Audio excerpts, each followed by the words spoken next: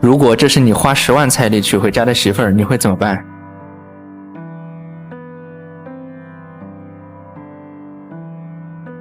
老公，我这2天看上个包包，你看我快过生日了，这包都不好看了。这么多包还不够你背的吗？老头这2年挣钱容易吗？大家好，我是加减生活小强哥。今天邀请我们打扫的大哥进门前给我们说，让做好心理准备。开门的一刹那，也真是大开眼界了。地上满满的垃圾和堆满屋的快递包装。大哥说他的媳妇儿最大的乐趣就是买，每次去取快递的时候都像去进货的，屋子里快递盒都堆不下了。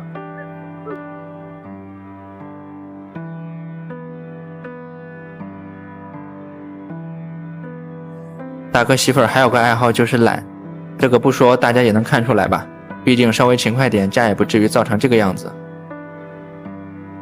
大哥说要看看我们保洁做的怎么样，做得好了下次还找我们，毕竟媳妇儿不出手，大哥自己整理起来也是够呛。说实话，保洁做多了，再乱的家也不在话下。客厅堆放的无处下脚，除了快递包装，其他物品的摆放也是毫无章法，乱成一锅粥。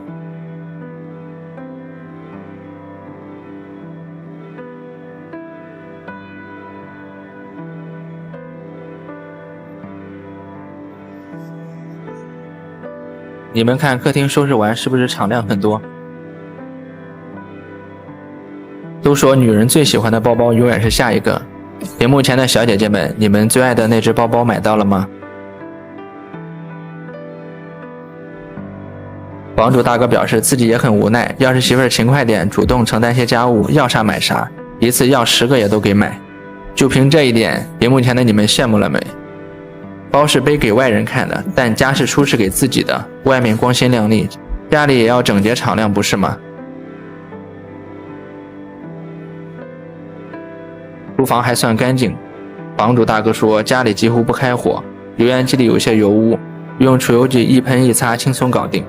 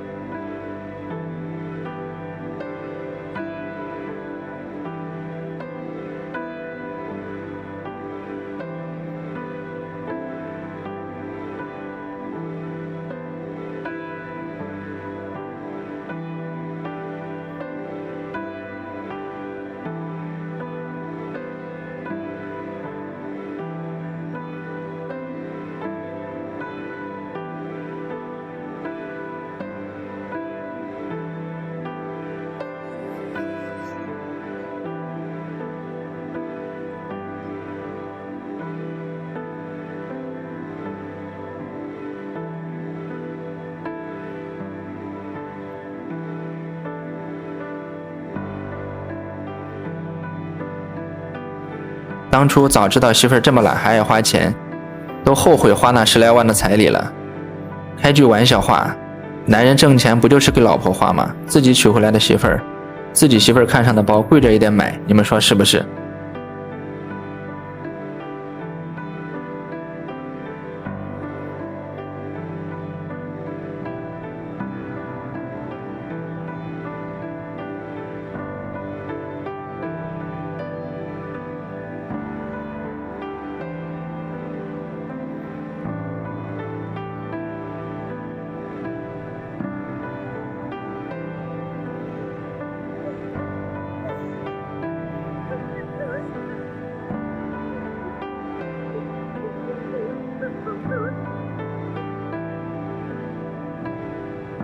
打扫完毕，房主大哥觉得很满意，感慨自己媳妇儿不知道坚持几天能把房子打回原形。